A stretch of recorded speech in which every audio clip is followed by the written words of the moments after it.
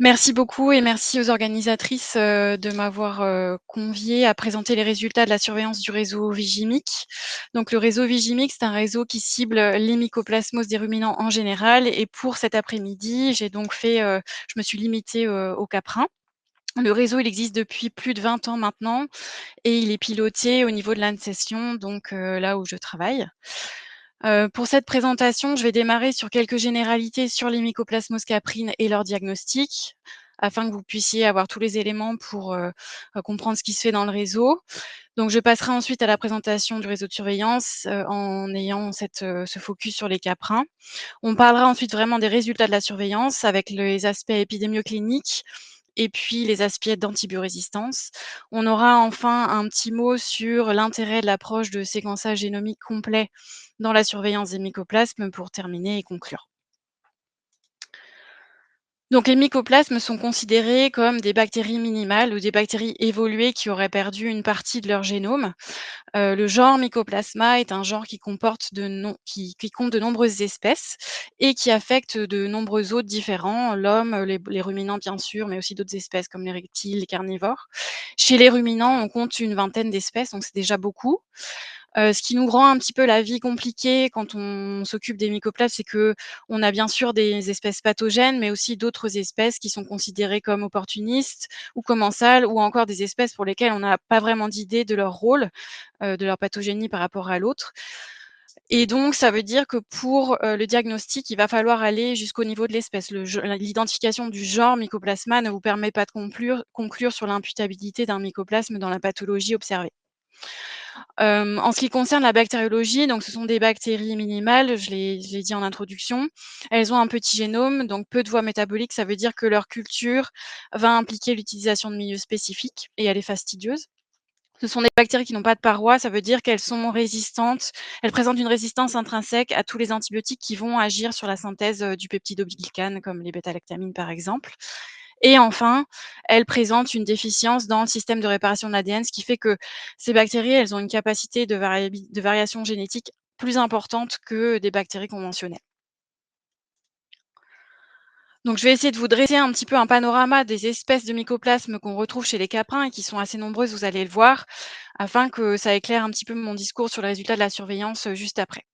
Je commence par l'espèce qui pourrait être considérée comme la plus importante parce que c'est la seule espèce de mycoplasme caprin qui est réglementée au niveau de la réglementation européenne, mais aussi de l'OMSA.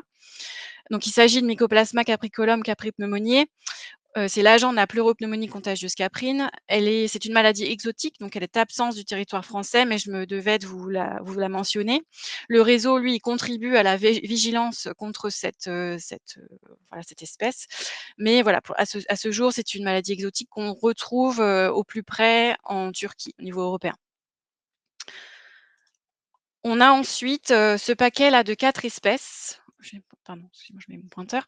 Ce paquet de 4 espèces, donc Agalaxiae, Mycoides capri, Capricolum capricolum et Putréfaciens.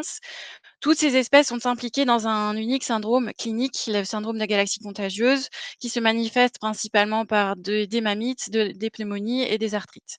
Ce syndrome est dans la liste, des maladies réglementées par l'OMSA. Et donc toutes ces espèces sont, en capacité de provoquer ce syndrome avec des manifestations cliniques qui sont, variables.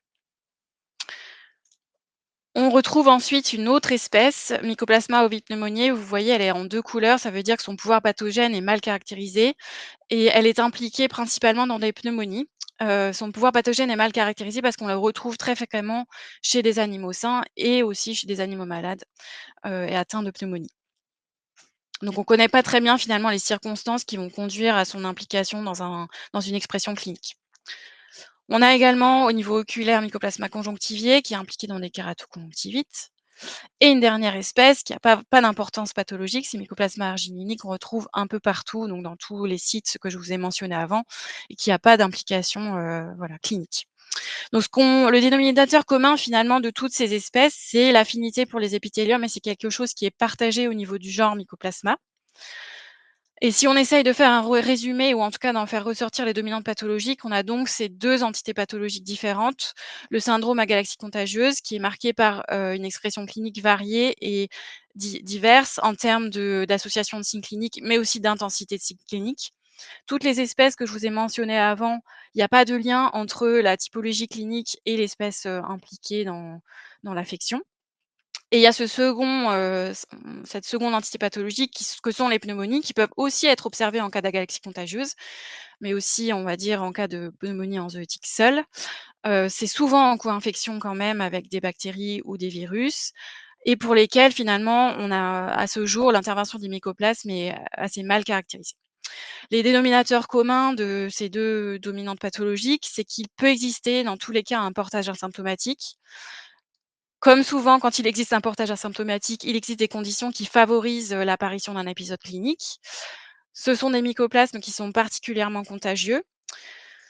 Le fait que les signes cliniques soient peu spécifiques, ça implique que de manière quasi systématique, c'est un diagnostic différentiel qui va être mis en place et je vous l'ai déjà dit, pour valider l'hypothèse étiologique mycoplasme, il faut aller jusqu'à l'identification de l'espèce.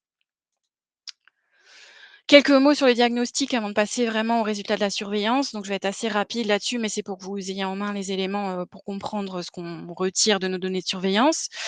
Donc le diagnostic, on parle ici de diagnostic clinique, hein, puisque c'est bien sûr le cœur de ce qu'on surveille via le réseau.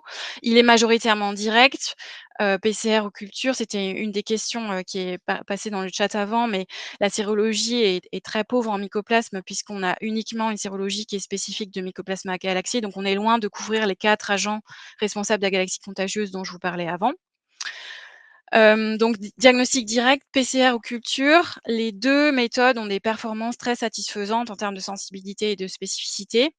L'avantage de la culture, c'est qu'on dispose de l'isolat pour identifier au niveau de l'espèce, pour évaluer l'antibiorésistance et c'est plus vraiment le cas, mais pour préparer un autovaccin éventuellement. Son coût reste modéré, en ce qui il a un intérêt particulier. Enfin, la culture a un intérêt particulier pour la surveillance puisqu'il nous permet de cribler toutes les espèces présentes et donc d'avoir cette approche de vigilance par rapport à une émergence ou des espèces exotiques. Et il est souvent assorti d'un diagnostic différentiel, notamment bactériaux. Le problème de la culture, c'est que c'est long, même si les espèces, caprines, poussent assez rapidement, les étapes préanalytiques peuvent avoir un fort impact sur le résultat, notamment, la qualité de prélèvement, la durée de conservation et cetera. Pour la PCR, donc évidemment, cette méthode est plus rapide. Il existe des kits commerciales. Par contre, il existe un seul kit commercial qui cible les agents impliqués dans la galaxie contagieuse. En revanche, le kit disponible n'est pas capable de différencier parmi les 4 espèces. Il va différencier Mycoplasma galaxiae des autres, mais parmi les 3 autres, il ne va pas identifier, laquelle espèce est impliquée. Et ça peut avoir, une certaine limitation, notamment quand on fait du suivi de cheptel, au cours du temps. Le lait de temps que j'ai mentionné ici, mais j'en profite pour faire un commentaire par rapport à la question qui est apparue dans la première présentation. Donc dans le cadre de la surveillance du réseau, on a assez peu d'échantillons de lait de temps puisque c'est plutôt une approche de dépistage et pas de surveillance clinique. Effectivement, ça a été mentionné par Marion, la limite de cette, approche de suivi, c'est qu'il existe une intermittence d'excrétion et donc pour répondre à la question qui a été posée, même si tous les tests sont voilà, si un certain nombre de tests, consécutifs sont négatifs, on ne peut jamais écarter, la possibilité d'une excrétion. Ça a été montré sur une étude espagnole, alors c'était principalement des ovins, mais il y avait aussi des caprins. Le fait que, cet outil lait tank ne permettait pas de détecter l'ensemble des cheptels. Ils avaient, finalement rattrapé, des détections des cheptels par du dépistage, direct sur des béliers au niveau, c'était principalement des ovins, mais il y avait aussi des caprins. Donc bélier ou bouc au niveau nasal et auriculaire. Donc cet outil, c'est sûr que voilà, il est imparfait, mais il a quand même le mérite de permettre, un suivi, facilité pour l'ensemble des animaux d'un cheptel. Mais donc toujours cette difficulté de caractériser un statut. On passe maintenant à la surveillance. Donc, je vais vous représenter un petit peu comment fonctionne le réseau. Donc je vous l'ai dit, ce réseau, il vise à surveiller les mycoplasmos chez tous les ruminants, même si aujourd'hui on parle que des caprins. Il contribue à la vigilance contre les mycoplasmos exotiques que sont PPCC, je vous en ai parlé, mais aussi la péripneumonie contagieuse bovine, PPCB. Récemment, on y a adjoint un volet de surveillance de l'antibiorésistance, puisque c'était pas couvert par les autres réseaux qui surveillent l'antibiorésistance. L'approche est vraiment événementielle, c'est-à-dire que ça repose sur des demandes d'analyse volontaires des vétérinaires qui sont confrontés à un épisode clinique et qui vont envoyer un échantillon à leur laboratoire, pour, faire une recherche de mycoplasme. Donc ça veut dire que les chiffres qu'on va pouvoir sortir de nos données de surveillance ne sont pas de la prévalence. J'y reviendrai, c'est important, hein, parce qu'on a enfin voilà, c'est une des limites des données qu'on peut qu'on peut, tirer de cette surveillance, c'est qu'on n'a pas accès à la prévalence. On a accès à un certain nombre de choses, mais pas à la prévalence. Donc ce, réseau, il repose sur des laboratoires vétérinaires, d'analyse qui sont au nombre de 35, qui effectuent la recherche par culture. Donc c'est la méthode de diagnostic utilisée dans le réseau.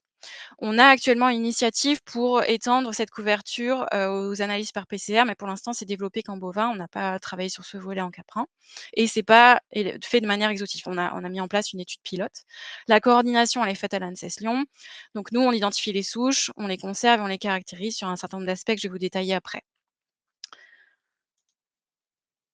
Donc la vie du réseau, c'est la suivante. Vous avez ici la localisation départementale des laboratoires partenaires. Je vous ai extrait les chiffres 2024, mais on va dire que c'est très stable, hein, depuis une dizaine d'années. Donc c'est assez extrapolable à ce qui s'est passé les 10 années d'avant.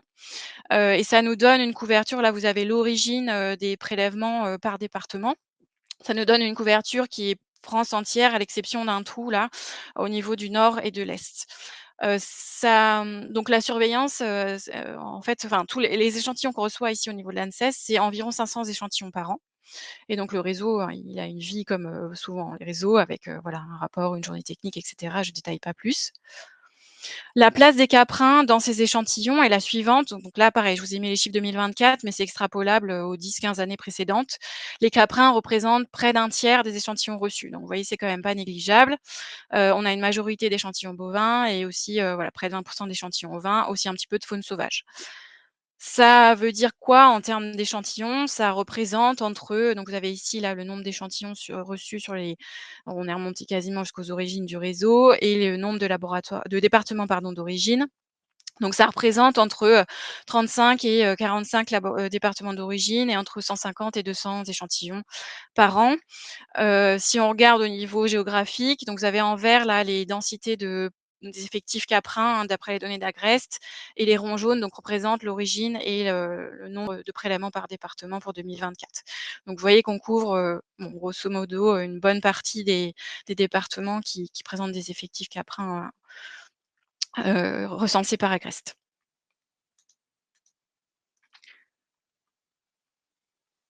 Pardon, voilà. Donc si on regarde maintenant, donc là pareil, ce sont les chiffres 2024, mais c'est assez extrapolable sur les 10-15 années précédentes. Si on regarde les signes cliniques, donc avec chaque isolat qu'on reçoit, on a une fiche commémorative qui permet de connaître, le prélèvement d'origine, la clinique, un certain nombre d'autres informations, plutôt géographiquiques du coup. Si on regarde le profil clinique des échantillons qu'on a reçus en 2024, donc vous avez ici en pourcentage, donc la clinique que représente dans l'ensemble des représentée par dans l'ensemble des isolats reçus. Donc on a en tête, la pathologie respiratoire pour plus d'un tiers des échantillons, suivi par les mammites pour 25, les arthrites pour 6. Donc on retrouve un peu ce trio-là, qui est censé, enfin qui est caractéristique de la galaxie contagieuse, avec aussi des associations de signes cliniques. On a malheureusement, et ça c'est voilà, ça arrive chaque année, entre 15 et 20 ici en noir de prélèvements pour lesquels on n'a pas d'information clinique. Et puis donc ça c'est plus minoritaire, voilà, d'autres situations, enfin d'autres contextes cliniques. Mais ce qu'il faut retenir, c'est voilà, en majorité, donc pour plus de 65 on a au moins un des signes de la galaxie contagieuse. Les échantillons qu'on reçoit sont majoritairement, des échantillons issus d'adultes, contrairement à d'autres espèces qu'on surveille dans le réseau, les bovins ou les ovins où on a beaucoup de jeunes. Là, pour les caprins, c'est plutôt des adultes.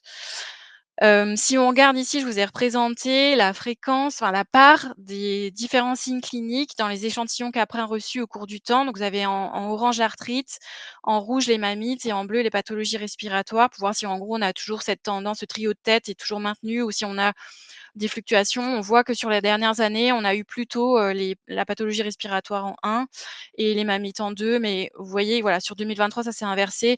Globalement, on subit quand même un peu de fluctuation entre on va dire ces deux entités cliniques, qui arrivent en tête. Donc si on regarde maintenant les espèces identifiées. Donc là, les pourcentages que je vous présente, donc tout ce qui est coloré, c'est les données 2024 par rapport aux histogrammes ici en gris, qui sont les données en gros, c'est la moyenne des 5 dernières années, pour que vous ayez une idée un peu de l'évolution, dans le temps.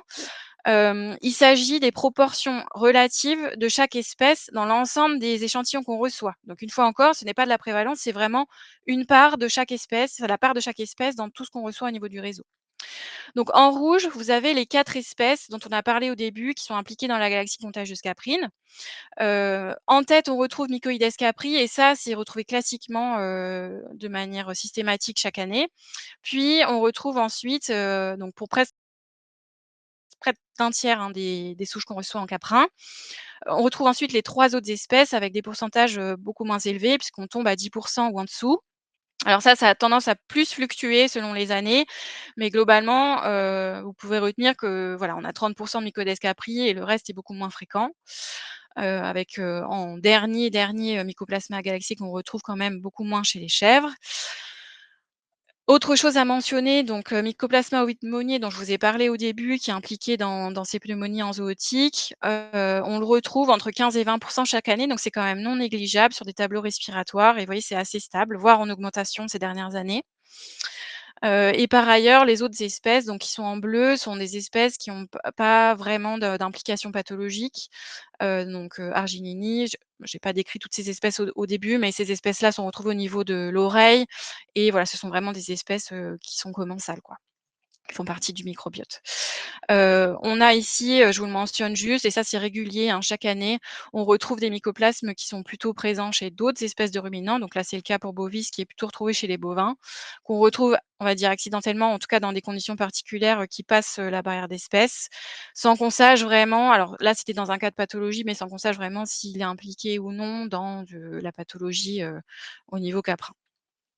Puisque comme je vous l'ai mentionné au début, la spécificité d'hôte, elle est quand même assez stricte chez les mycoplasmes. Alors ça, c'est une autre information on a essayé de mettre en place dans le réseau. Je vous l'ai dit, le réseau, il nous permet pas d'aller jusqu'à la prévalence, donc on a voulu essayer d'aller un peu plus loin, pour rapprocher finalement une positivité dans les laboratoires. Parce que nous, on avait eu finalement que les échantillons positifs qui nous remontent, qu'on identifie, mais voilà, on n'avait pas trop de vision de ce qui se passait au niveau des laboratoires adhérents. Donc depuis 2018, on a collecté auprès de nos laboratoires partenaires l'ensemble, le nombre total des analyses par culture qu'ils réalisent. C'est-à-dire que quelle que soit l'issue, qu'elle soit négative ou positive, si c'est positif, on va recevoir la souche, mais si c'est négatif, on ignore, que ça a été réalisé. Et ça, l'objectif, c'était de pouvoir déterminer un taux de positivité, donc entre le nombre d'échantillons qu'on reçoit nous et qu'on identifie, donc les positifs, sur le nombre total d'analyses par culture réalisées dans les laboratoires, pour avoir ce taux de positivité qui est un peu plus parlant au niveau terrain. Donc ce qu'on voit là, je vous ai présenté les chiffres depuis 2018, à la fois pour les mycoplasmes responsables de la galaxie contagieuse, toutes pathologies confondues et pour Mycoplasma ovoid au niveau respiratoire uniquement. Donc il n'y a pas vraiment de tendance au niveau temporel. Par contre, on voit qu'on est autour d'un un taux de positivité, par exemple, pour les mycoplasmes, responsables de la galaxie contagieuse, entre 10 et 15 et pour, Mycoplasma ovoid c'est un peu plus fluctuant. Bon, il y a aussi un peu moins d'échantillons, mais on va dire qu'on est entre, voilà, 5 et 13 quoi.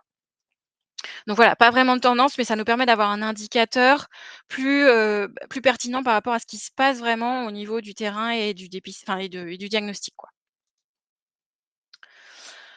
On a mis en place aussi depuis 2018, on a adossé ça, à la surveillance, l'évaluation de l'antibiorésistance chez les mycoplasmes. Donc je vous ai parlé tout au début des particularités des mycoplasmes.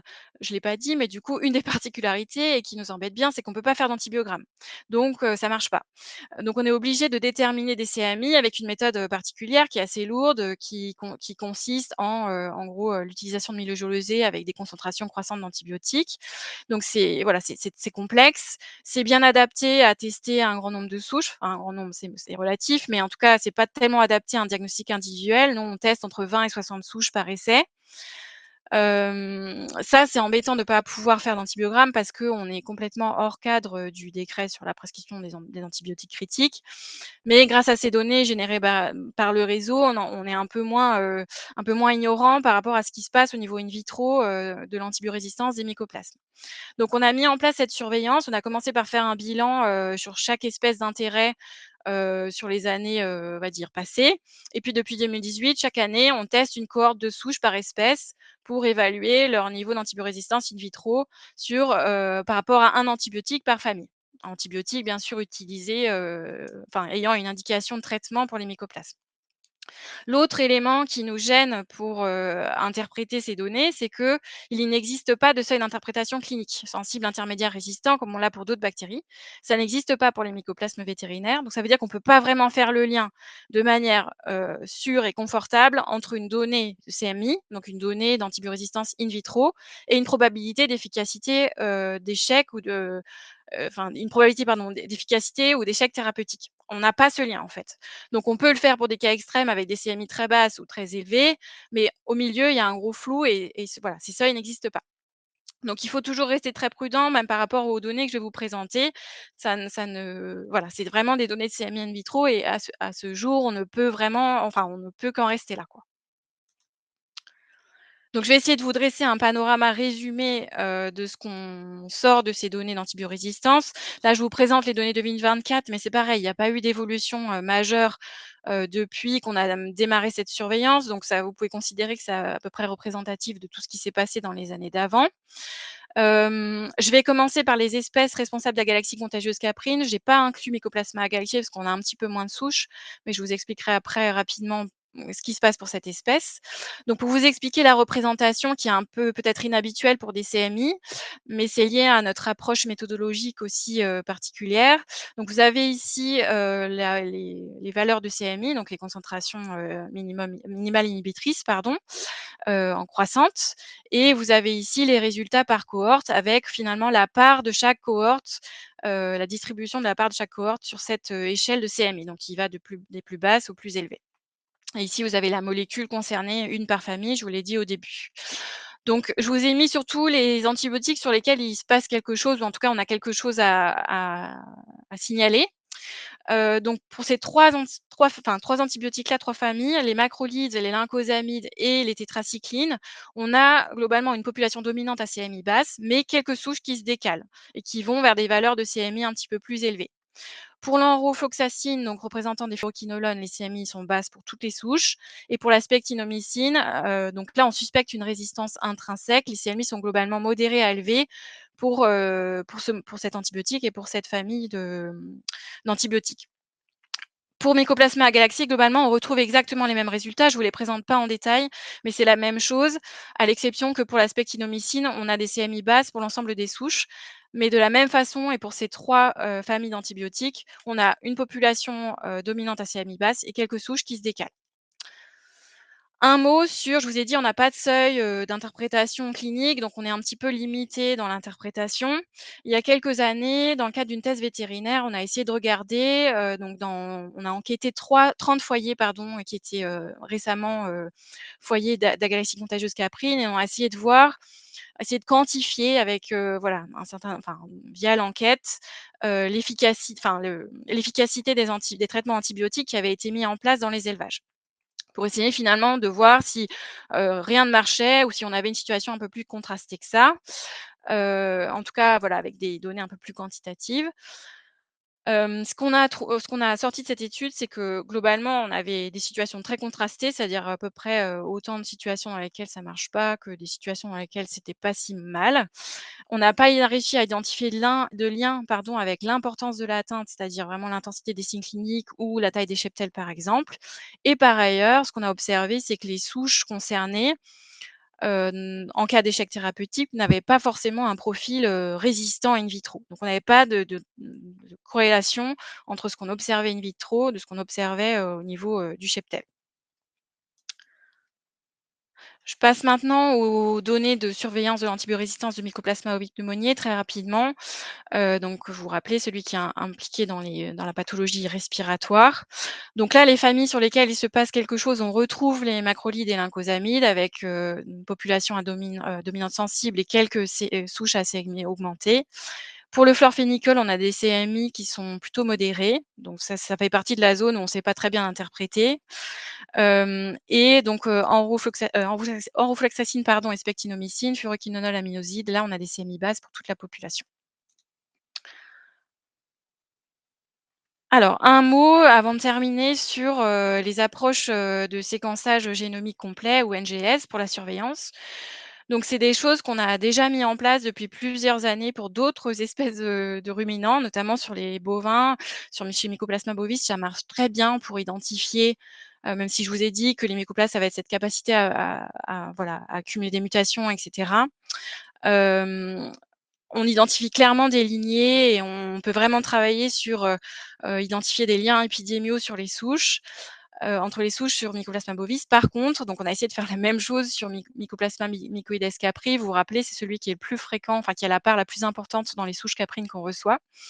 En prenant, près de 80 souches, donc qui étaient on avait limité l'origine géographique, à la petite carte là que je vous ai mis en version timbre poste là. C'est beaucoup plus compliqué, donc c'est ce que veut dire enfin, c'est ce que représente cet arbre, c'est-à-dire que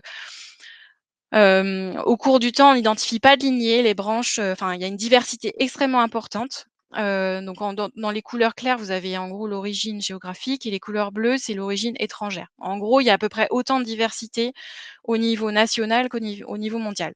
Donc c'était pour vous mentionner que l'approche, elle est pas transposable, telle qu'au caprin, c'est un peu plus compliqué et à ce jour, c'est des outils qu'on essaye de approfondir, développer pour pouvoir en tirer quelque chose en termes de surveillance. Mais à ce stade, c'est très difficile de pouvoir, voilà, en tirer quelque chose à la fois en termes de lien épidémiologique ou de corrélation, à la clinique. En conclusion, je sais pas si ça passe? Oui. En conclusion, pardon, donc de cette présentation, donc vous avez vu dans la surveillance, finalement les caprins ont une place très importante, ce qui représente presque un tiers des échantillons reçus. On retrouve un trio clinique, bien connu, respiratoire, mammite, arthrite, mais on a quand même toujours entre 15 et 20 des échantillons dont on ne connaît pas la clinique malheureusement. La part de relative de chaque espèce, elle est plutôt stable. Au niveau galaxie contagieuse caprine, on retrouve Mycoides capri en tête, devant les 3 autres et en ce qui concerne Mycoplasma ovi-pneumoniae, ça ferait ça la part relative, qu'il représente est entre 15 et 20 et c'est assez stable. Les espèces, d'intérêt au niveau, clinique, elles sont globalement sensibles à l'ensemble des antibiotiques, sauf pour la spectinomycine, au niveau des espèces impliquées dans la galaxie contagieuse, hors Mycoplasma galaxiae. On a des développements en cours, avec l'objectif toujours d'améliorer un petit peu ce qu'on fait et d'aller un peu plus loin, voilà, dans les données qu'on peut publier et voilà, que ça puisse un peu plus servir. Donc je vous ai parlé au début d'inclure de diagnostic par PCR dans le réseau. À ce stade, c'est en phase pilote et c'est uniquement sur les bovins. On a un projet de développement de PCR permettant de différencier les 4 espèces impliquées dans la galaxie contagieuse en partenariat avec Calise. On a également un projet en cours de développement d'une méthode individuelle d'antibiogramme reposant sur l'utilisation des plaques sensititres. Donc c'est des plaques qui sont utilisées pour les bactéries conventionnelles. Et enfin, donc ça je voulais mentionner, les approches NGS, elles sont en cours de développement et en tout cas, pour leur utilisation à des fins de surveillance. Voilà, je remercie, les membres de l'UMR, l'unité épidémiologie et appui à la surveillance à l'ANSES Lyon qui nous apportent un appui, épidémiaux, évidemment les laboratoires partenaires sans qui on n'aurait aucune de ces données. Voilà et je vous ai mis quelques mycoplasmes, pour terminer.